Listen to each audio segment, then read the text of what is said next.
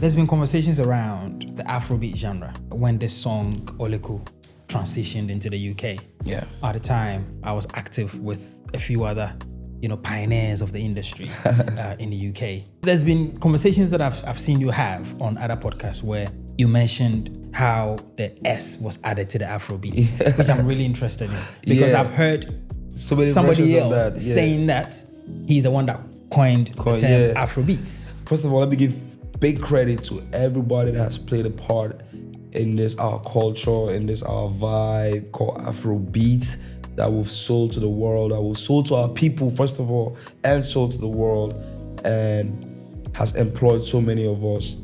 Now, as to how the name came about, is that necessary? Maybe for history's sake, maybe not at the end of the day.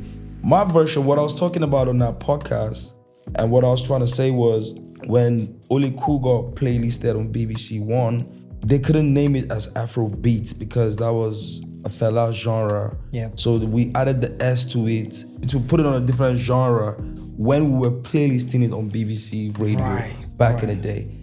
So maybe that's how it came about, maybe not.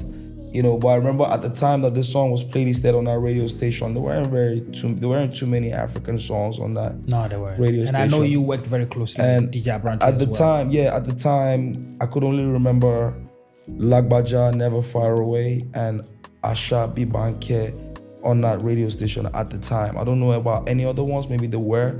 Big shout out to DJ Abrante. He did my first headline show ever in the UK, and he was the one that literally made this playlist thing happen back in the day. I mean, with the help of so many other people. I mean, I didn't want to leave anybody out, but DJ Abrante, he was the first person that took me out to the UK to do my first headline show. And we promoted that song heavy, man.